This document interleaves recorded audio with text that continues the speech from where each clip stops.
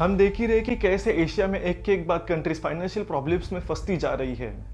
पहले श्रीलंका, फिर पाकिस्तान और अब बांग्लादेश। क्या इसके बाद अगला नंबर भारत का है? और क्या इसका डायरेक्ट और इनडायरेक्ट असर भारत पे भी गिरने वाला है? आज के इस वीडियो में हम यही देखने वाले हैं कि इन एशियाई कंट्रीज पर फाइनेंशियल प्रॉब्लम्स क्यों आने लगे और इससे भारत क्या सीख सकता है, हम क्या सीख सकते हैं। इस वीडियो को समझने के लिए हम ये सब पॉइंट्स देखेंगे।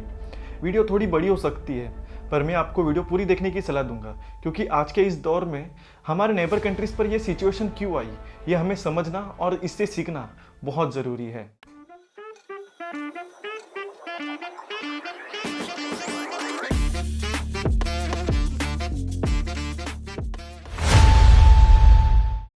पिछले कुछ महीनों से श्रीलंका बहुत बुरी हालत में फंसा हुआ है।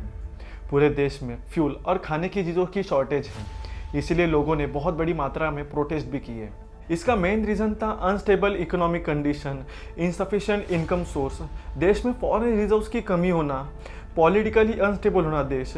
इस सब की वजह से श्रीलंका आज के इस हालत में है।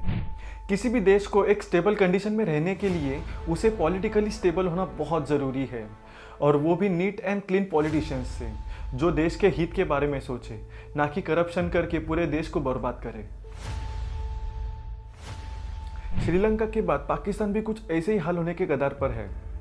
इसके भी रीजंस कुछ हद तक श्रीलंका जैसे ही है। मैं ये भी कौम से अपील करूंगा कि हम चाय की एक एक प्याली, दो दो प्यालियां कम कर दें, क्योंकि जो चाय हम इंपोर्ट करते हैं वो भी हम उधार लेकर इंपोर्ट करते हैं। बाहर से चीज़ें इंपोर्ट करने के लिए देश में फॉरेन रिजर्व्स की कमी है, इसीलिए लोगों को अपने डेली लाइफस्टाइल में कुछ चीज़ें चेंजेस करने के लिए कहा जा रहा है। देश पॉलिटिकली अनस्टेबल है, डेब्ट प्रॉब्लम्स, मतलब जो पैसे बाहर से उधार लिए गए उनका यूज एजुकेशन, इंफ्रास्ट्रक्चर बिल्ड करने के लिए, जिससे देश में डेवलपमेंट हो, इस पर करने के बदले उसका यूज आर्मी को और भी मजबूत करने के लिए, पुराने लिए गए लोन्स को क्लियर करने के लिए किया गया, जिसके कारण देश के ग्रोथ पे फुल स्टॉप लग गया। लोगों का इलिटरेट होना, अनएम्प्लॉय होना, यह किसी भी देश के लिए सबसे बड़ा प्रॉब्लम है। इसीलिए सबको सबसे पहले इसी पे ध्यान देना चाहिए। और अब श्रीलंका और पाकिस्तान के बाद बांग्लादेश भी कुछ ऐसे ही हालत में है। क्या? पर अभी कुछ दिन पहले ही हमने सुना था कि बांग्लादेश एशिया की सबसे फास्टेस्ट ग्रोइंग कंट्री बन रही है। उसका पर कैपिटल इनकम भारत से भी ज़्यादा है। तो ऐसे अचानक क्या हुआ जिसके कारण लोगों को रास्ते पर उतर कर प्रोटेस्ट करने की नौबत आई है? कुछ इंटरनल करप्शंस, स्कैम, इनके वजह से देश में फाइनेंशियल प्रॉब्लम आने लगी है, जिसके कारण हम देख ही रहे कि पेट्रोल के प्राइसेस 52% बढ़ गए हैं। बांग्लादेश की इलेक्ट्रिसिटी का मेन सोर्स है natural gas, but Russia Ukraine war के बाद नेचुरल गैस की सप्लाई कम हो गई। इसकी वजह से पूरे देश में इलेक्ट्रिसिटी की शॉर्टेज होने लगी। बांग्लादेश ने अलग अलग बैंक से लोन लिया है और अब वो फिर से IMF से बेल आउट मांगने जा रहा है। पाकिस्तान और श्रीलंका के बाद IMF से बेल मांगने वाला बांग्लादेश एशिया की तीसरी कंट्री बन चुकी है। अब आते हैं हमारे भारत पर। क्या हमारे इन नेबर कंट्रीज के बाद भारत का अगला नंबर है? तो आंसर है नहीं।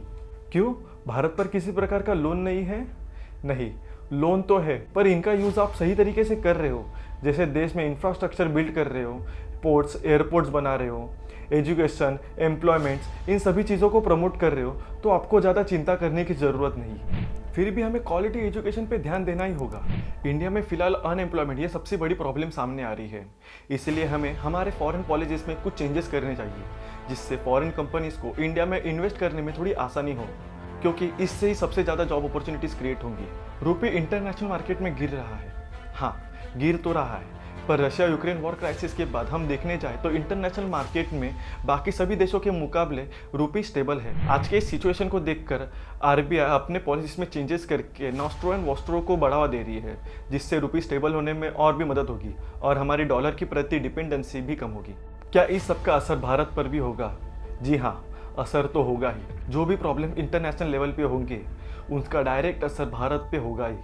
इस क्राइसिस में इन कंट्रीज से बहुत से रिफ्यूजीज इंडिया में आ रहे हैं। इंडिया ने श्रीलंका को इस सिचुएशन में बहुत से छोटे छोटे लोन्स दिए हैं। कुछ लोन्स की वजह से श्रीलंका ने अपने कुछ पोर्ट चाइना को दिए हैं, जिसके कारण हमें इंपोर्ट और ट्रांसपोर्ट में प्रॉब्लम्स आ रही है। इन तीनों में से श्रीलंका और पाकिस्तान के इस हालत का असली जिम्मेदार है चाइना। उसके इस पॉलिसीज ने बहुत से देशों को बर्बाद किया है। जहां एक तरफ चाइना खुद को और भी पावरफुल करने के लिए ऐसे बहुत से कंट्रीज को बर्बाद कर रहा है, वही हमारा भारत ऐसी कंट्रीज को इस सिचुएशन से बाहर आने के लिए मदद कर रहा है। ये इन्फॉर्मेशन ज़्यादा से ज़्यादा लोगों तक पहुंचना बहुत इंपॉर्टेंट है, इसलिए वीडियो को ज़्यादा से ज़्यादा शेयर कीजिए। ये वीडियो आपको अच्छी लगी हो तो वीडियो को लाइक कीजिए। वीडियो से आपको कुछ नॉलेज मिला हो या ये इन्फॉर्मेशन आपको अच्छी लगी हो तो मुझे कमेंट करके ज़रूर बताइएगा।